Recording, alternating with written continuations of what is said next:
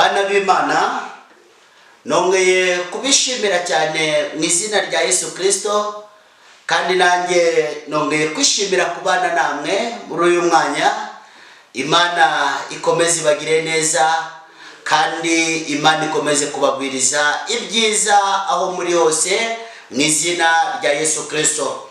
Reka uyu mwanya ngomeze gushima Imana kuko ikomeje kuturinda uko bukeye uko bwije, aho muri rabarinda uko bukeye uko bwije, barwanirira muri byinshi, natwe ubwacu iturwanirira muri byinshi, dufashiriza muri byinshi. Imana itugenda imbere, itubera iburyo, itubera ibumoso, mbese Imana dukomeza kubona ukuboko kwayo. Uko rero dukomeza kuyibona, ndizera yuko namwe aho muri ikomeje kubarinda Satani, ikomeje kubarinda imitego, ikomeje kubarinda imigambi mibi y'abana b'abantu, ikomeje kubarinda ibibagusha ndetse n'ibibagerageza byose mu izina rya Yesu Kristo. Kandi igihe cyaricyo cyose wumva ukeneye ubufasha bw'Imana, wumva ukeneye ubutabazi bw'Imana, ibyo byiringiro rwose igihe wumva ubifite, igihe wumva ufite icyifuzo, jya wibuka yuko Imana ihari kubwo kukumva kandi no kukugirira neza. Uri imbere yanyu ni Pastor Julien ngibisanzwe, kandi turishimira uburyo mukomeje kubana natwe kuri urubuga rwa Grace to You Ministry, kandi turishimira uko mukomeje gukora subscribe, kandi tunabasabira n'umugisha w'Imana kubana namwe mu izina rya Yesu Kristo. Reka dusome ijambo ry'Imana riboneka muri Yesaya ibice 59 umurongo wa mbere n'umurongo wa kabiri. Gitabo cy'umuhanuzi Yesaya ibice 59 umurongo wa mbere n'uwa kabiri. Dore ukuboko k'Uwiteka ndikwaheze ngo ananirwe gukiza, n'ugutwi kwe ndikwapfuye ngo ananirwe kumva, ahubwo gukiranirwa kwanyu niko kwabatandukanyije n'Imana yanyu, n'ibyaha byanyu nibyo biyitera kubima amaso ikanga no kumva. Mu buzima tubamo, mu by'ukuri hari ibintu byinshi cyane bishobora gutandukanya umuntu n'Imana. Reka tuvuge ngo ibibazo bishobora gutuma utandukana n'Imana, ibigeragezo bishobora gutuma utandukana n'Imana, ibyago bishobora gutuma utandukana n'Imana, ubukene cyangwa se inzara ubwayo bishobora gutuma utandukana n'Imana, ndetse kuba wari uri kumwe n'abantu ukunda ejo ukabona barakuretse bakuvuyeho, ibyo bishobora gutandukanya umuntu n'Imana. Ariko burya hari ikintu kimwe gikomeye cyane gishobora gutandukanya umuntu n'Imana, ndetse kigatuma umuntu aba umwanzi w'Imana, kigatuma umuntu atabasha kuba yagira icyo avugira imbere y'Imana ngo cyumvikane. Icyo kintu rero si ikindi, ni icyaha. Icyaha nicyo kintu kimwe gikomeye gishobora kugutandukanya n'Imana burundu, gishobora kukugira umwanzi w'Imana, gishobora gutuma uba ikivume, gishobora gutuma uba udafite amahoro, uba udafite umutuzo, uba udafite umutekano, uba udafite umunezero, uba udafite ibyishimo. Icyaha nicyo kintu cyonyine gishobora kugeza umuntu kuri urwo rwego. Icyaha nicyo kintu cyonyine gishobora kubyarira umuntu urupfu. Icyaha nicyo kintu cyonyine gishobora gutuma umuntu abura ubugingo buhoraho. Icyaha nicyo kintu gishobora gutuma umuntu yitwa ukiranirwa aho kwitwa ukiranuka. Icyaha nicyo kintu cyonyine gishobora gutuma umuntu atitwa umwana w'Imana, ahubwo akitwa umwana wa Satani. Icyaha nicyo kintu cyonyine gishobora gutuma umuntu abura ibyiza Imana yamuteguriye, kandi Imana yiteguye kubikora. Icyaha nicyo kintu kintu cyonyine gishobora gutuma umuntu atabona ukuboko kw'Imana kugira neza. Icyaha nicyo kintu cyonyine gishobora gutuma umuntu asenga ariko amasengesho ye akabera Imana urusaku mu matwi yayo.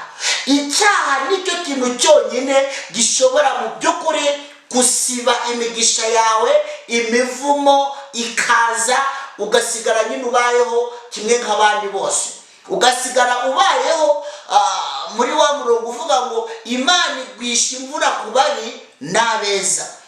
Urumva imvura izagwa koko, ushobore kuba wabona icyo kurya, ushobore kuba wakora business yewe zinemere, ushobora kuba wacabiranya mu buzima bwawe hirya no hino ukabona hari kiri kujya mbere, ariko ntabwo Imana izabiyobewe ko uri mubi, ntabwo Imana izabiyobewe yuko ikubeshejeho kuko yakuremye, ariko uri umunyabyaha, uri umunyangeso mbi, uri umuntu witandukanije nayo, uri umuntu wanze kubaha Imana, uri umuntu wanze gusenga Imana, uri umuntu wanze guha ubuzima bwawe cyangwa se ubugingo bwawe Imana kugira ngo ibutegeke mu izina rya Yesu Kristo.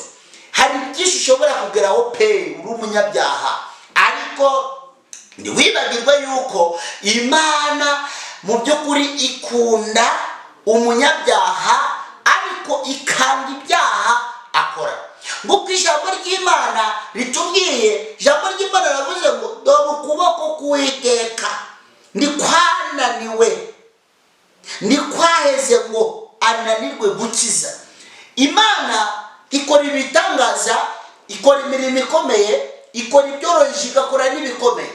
Imana ni Imana yumva abayisenga, ariko ikumva abantu bayisengera mu kuri no mu mwuka.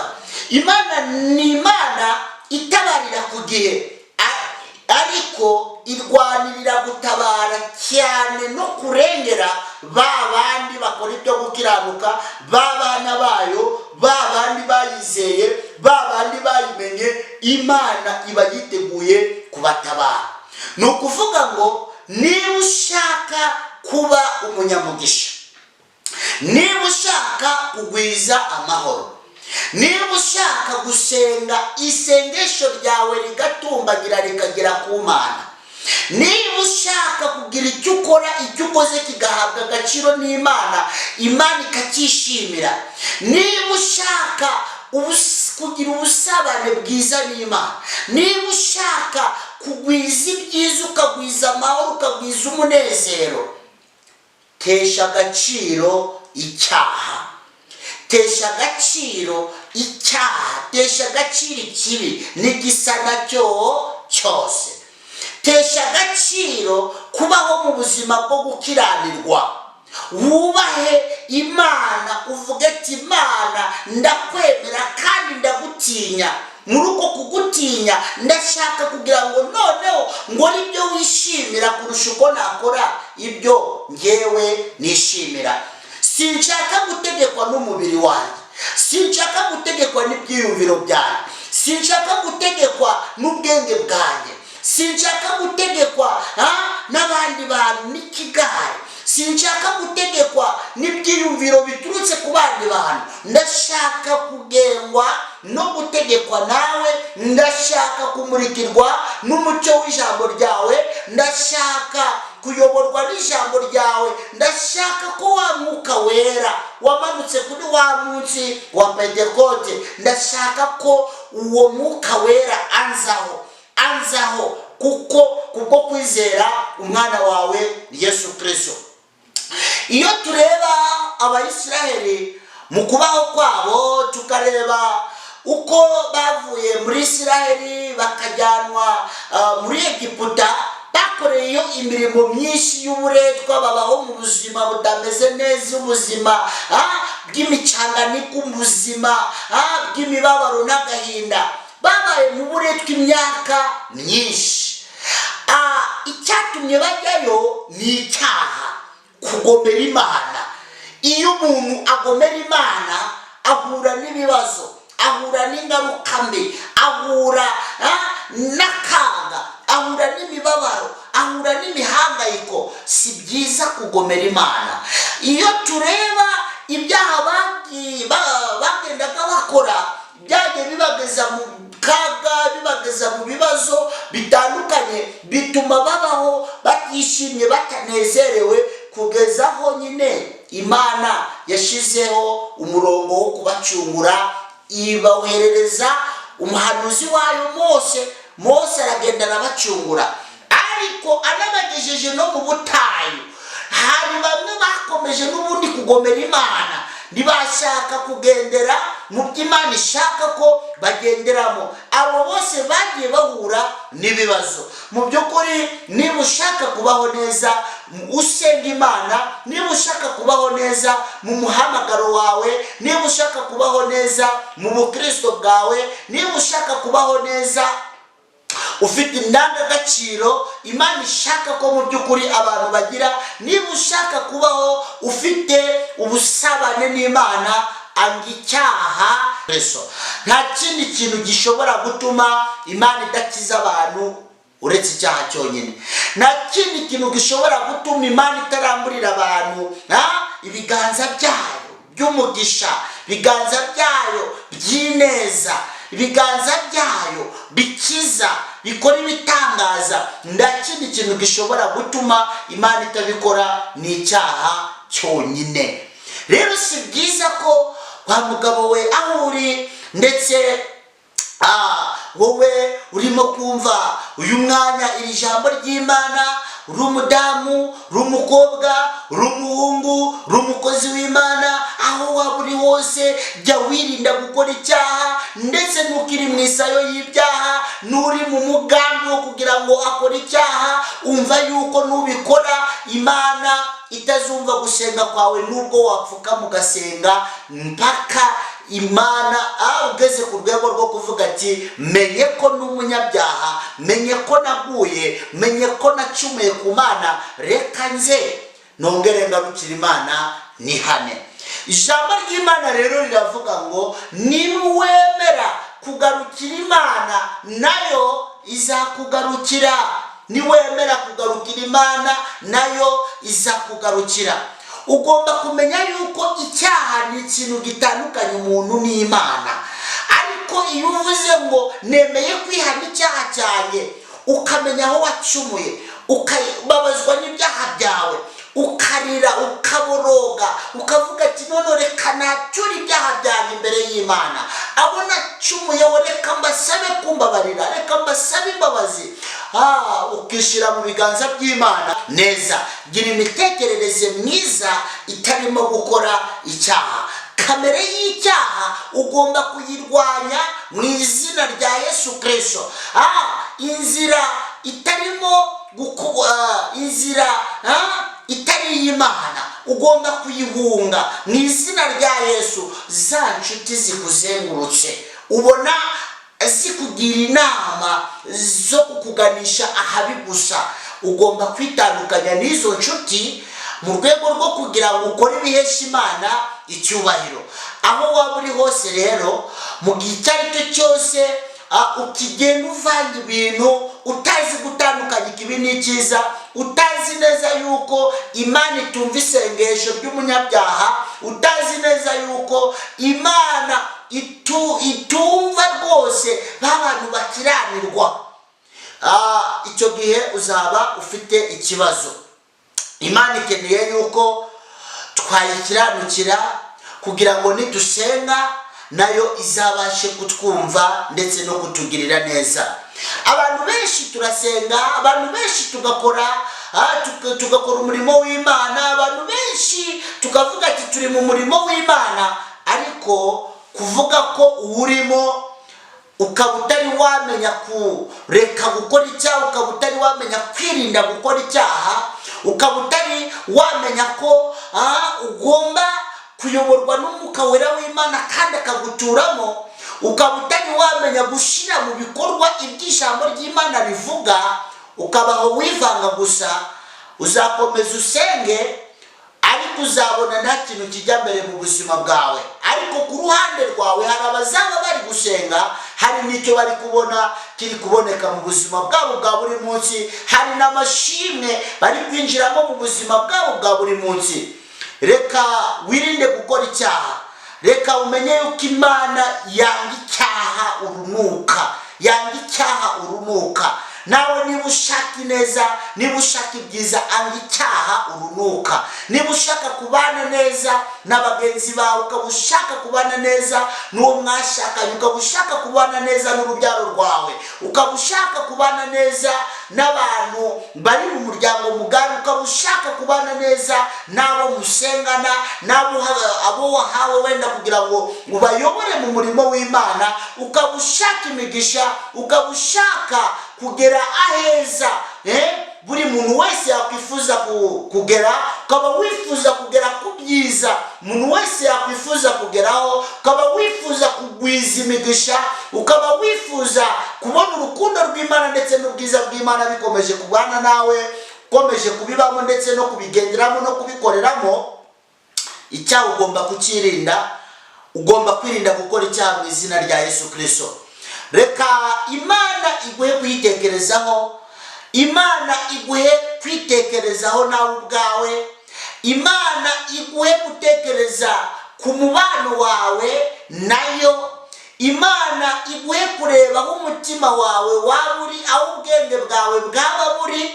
Nusanga Satani yaragufashe mbere, nusanga abazimu n'abadayimoni aribo bari muri wowe, nusanga uba mu murimo w'Imana wishushanya, usengana ibyaha, ukorana ibyaha umurimo w'Imana, ugasanga uri umukristo wavangiwe utari umukristo w'ukuri, ugasanga uri umuntu ukiranirwa utari umuntu ukiranuka, ugasanga mu muhamagaro wawe byarivanze, Satani yaramaze gutegeka ubuzima bwawe, ugasanga kamere y'icyaha yaragutsinze, usavuge ngo ibyo ukora byose ni ubusa. Imana ikeneye ko tuyihamagara ariko dufite no kwihana ibyaha dukora. Ishaka ko tuyihamagara ariko Yesu Kristo twaramwizeye by'ukuri, turi mu murongo muzima Imana ishaka ko tugenderamo, twera imbuto zikwiriye abihanye, turi mu nzira nziza ndetse duharanira gukora ibyo gukiranuka uko bukeye n'uko bwije. Wikora icyaha ugikoreshejwe n'undi muntu, wigambirira gukora icyaha. Tekereza ku mibereho yawe ya none, utekereze ndetse no ku buzima bwawe bw'ejo hazaza, urebe ngo ese aho ndi uyu munsi iherezo ryanjye ejo rizaba irihe. Uvuga ati ese buriya muri uku kwivanga mu murimo w'Imana, cyangwa muri uku kugenda ndi kugomera abantu mbakorera ibyaha, mbakorera ibibi, cyangwa muri uku kugenda ngomera Imana, muri uku gutegekwa, muri uku kugendera mu ngeso mbi mu buzima bwanjye bwa buri munsi, ese aka kanya ndamutse mvuye no mu mubiri niki abantu bazanyibukiraho? Ese ubundi kuri wa musi w'imberuka, ese ni iyihe minyago nzagerana nayo imbere y'Imana?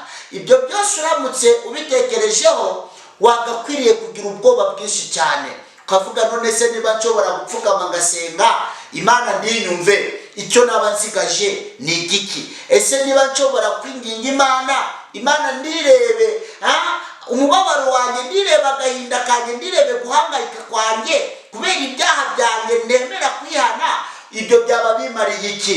Ibyo byose ntacyo byaba bikumariye, ahubwo kwishyira mu biganza by'Imana, kwihana ibyaha byawe kandi ukihanira kureka, ugapfukama noneho ugasenga Imana umaramaje, ugasenga Imana wivuye inyuma, ugasenga Imana kugendana nawe mu buzima bwawe bwa buri munsi. Ibyo ngibyo byakugeza ku byiza byinshi, byakugeza ku munezero, byakugeza ku byishimo. Ukora uburaya agomba kubureka, akihana agasenga Imana, Imana ikamubabarira, kandi Imana yiteguye kumugirira neza. Uwiba agomba kureka ubujura bwe, wa muntu uriho yihebye, muri uko kwiheba bigatuma agira ingeso zo gukora ibibi, agomba kuva muri ibyo byose akavuga ati Imana sinshaka kubaho nihebye, kuko muri uku kwiheba ndi gukora ibibi byinshi cyane, mbabarira ndashaka kongera kugendana nawe. Wa muntu wishushanya mu bandi, wa muntu ugaragaza ko agira neza, akora neza, ariko ibyamwokamye ari bibi, uwo ni Imana ishaka ko yakwihana akababarirwa. Wa munyangeso mbi, wa munyanda nini, wa mugambanyi, uwo nguwo Imana ishaka ko yihana akababarirwa, agasaba Imana, noneho Imana ikamubabarira, then ubusabane bwe n'Imana bukabaho. Kandi icyo noneho yasaba agisabira mu kwizera, Imana ikaba ishobora ndetse no kumugirira neza. Ijambo ry'Imana muri Yohana 15:7, ijambo ry'Imana avuga ngo nimuguma muri njye, amagambo yanjye akaguma muri mwe, ngo musabe icyo mushaka cyose muzagihabwa. Ugomba kureka ijambo ry'Imana icyo rikunze nawe ukagikunda, icyo ijambo ry'Imana rigutegetse gukora ukagikora, icyo ijambo ry'Imana rikubujije gukora nawe ukavuga ati niteguye kwanga kugira gute, niteguye kukizibukira. Icyo gihe rero niwemera kugendera mu mahame y'Imana, kugendera mu murongo w'Imana, kugendera mu cyerekezo cy'Imana, kugendera mwiyereka Imana igushize imbere, mwiyishurirwa Imana igushize imbere, kandi uharanira kuzakomeza kubana nayo kugeza ku iherezo ry'ubugingo bwawe, uzabona ineza y'Imana. Hunga icyaha, hunga ikibi, kugira ngo ubone kugwiza umugisha, ubone igitangaza cy'Imana, ubone ineza y'Imana, ukire indwara zawe, ukire icyaha cyawe, bone gutsinda abazimu n'abadayimoni, bone gutsinda abarozi, bone gutsinda ibikugaragaza byose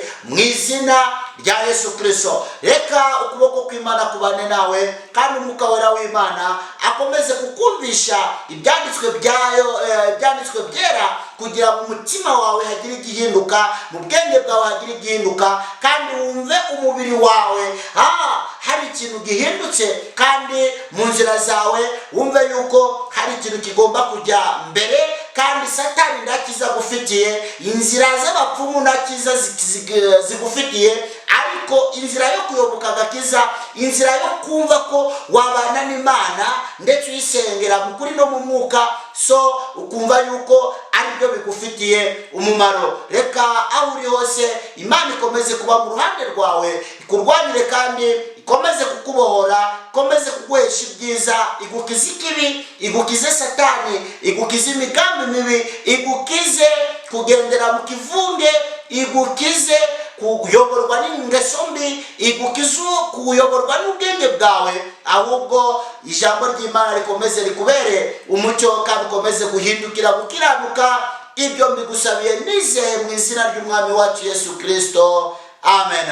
Imana ikugire neza aho uri hose, kubw'ubuntu bwayo, mu rukundo rw'Imana, mu izina rya Yesu Kristo, amen, amen.